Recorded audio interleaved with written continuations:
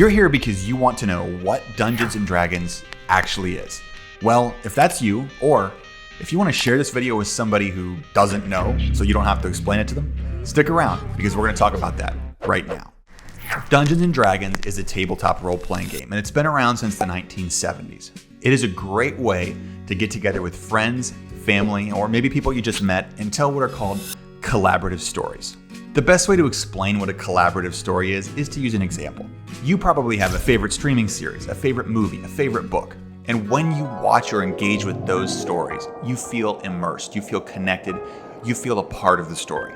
The goal of a tabletop role-playing game is to recreate that experience, only with the players as the main characters of the story. Another person, called the Dungeon Master, takes on the role of everyone else in the story, from good guys to bad guys to Jim the bartender.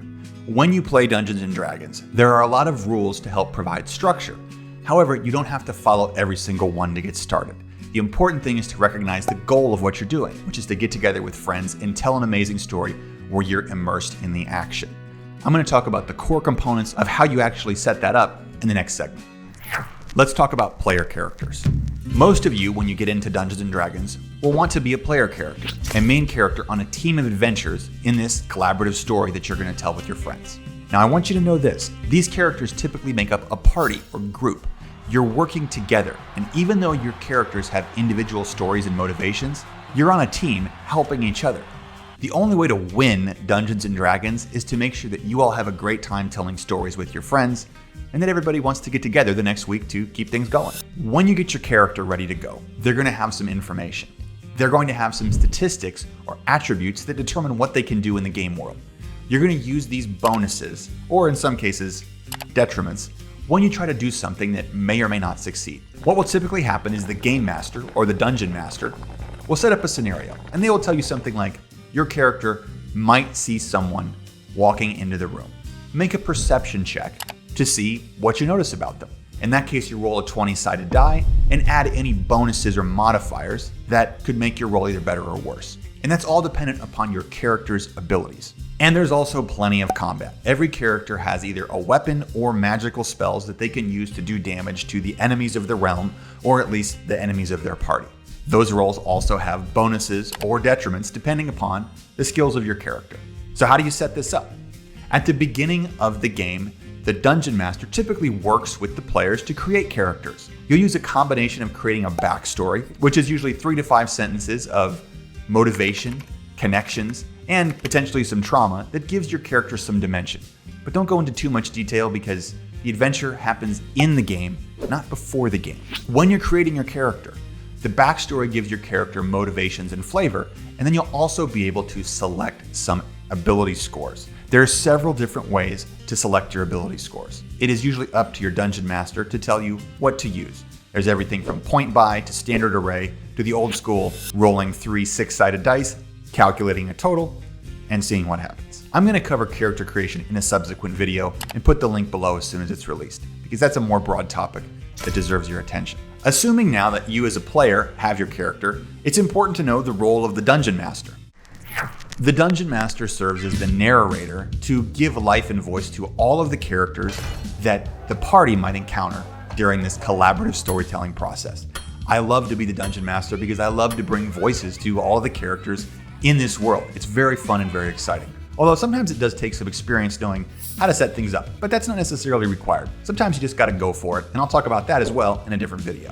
Dungeon Masters are also the referee. It's their job whenever a player character is trying to do something that may or may not succeed to apply the rules of the game. The basic rule of Dungeons & Dragons is actually pretty simple. It's called a difficulty check. The Dungeon Master sets a number, which they don't often tell the player, and then the player has to roll a 20-sided die. And then the improv nature of the story takes over from there, with the Dungeon Master describing what happens and the players describing how their characters react.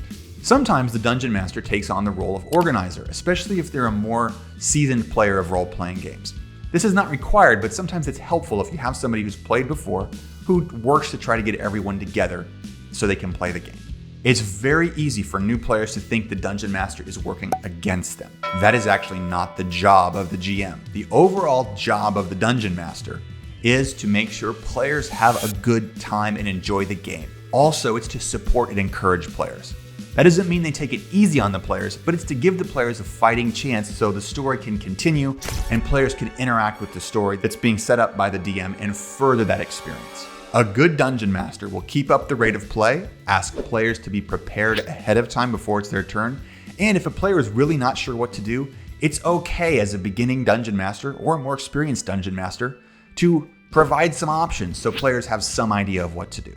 Now that you know what a player character is and what a dungeon master is, what are you going to do when you actually play? You're going to tell an amazing story, and you're going to do that through a series of encounters.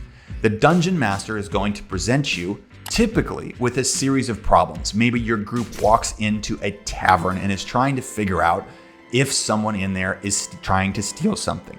Maybe they're walking through a forest and there are some potential enemies in the forest line, and the party is escorting some cargo through that forest. Or potentially the party is trying to find a lost magical artifact located in a secured facility. All of these things could be problems that you face in a Dungeons & Dragons game. The exciting part is not really knowing what's going to happen and trying to figure it out with your friends and the dungeon master as you go through this. How do you make all of this happen? It can be challenging to get together with a bunch of players to play Dungeons & Dragons. The first step, if you're at square one, is to purchase either the starters kit or the essentials kit. These two resources have everything you need to actually get started and to play for several months without having to purchase a whole host of materials. Additionally, take a look at local Facebook groups, potentially meetup groups, Reddit posts, and I'm creating something that I think you will like, a network for players and dungeon masters to find one another. And when it's ready, I'll put it in the description below so it's easier to find people to play with so you can get in the game. At this point, you should generally have an idea of what Dungeons & Dragons is and how a role-playing game is sort of set up. If you have learned something, or if you have a question or something to help out new players, drop it in the comments below so that we can start a dialogue. I'm going to make more videos in this line of topics to help new players access this game because it's so awesome when it actually happens, when you're together with your friends playing and having a great time. And my goal is to try to help bring that to you. I'm Adam Scott for RPG Club. If you have liked this video, if you've taken something away from it, and if you're new here, dropping a subscription always helps and I really appreciate it. And throw a like on this video because it always helps the YouTube algorithm. And I will see you again next time.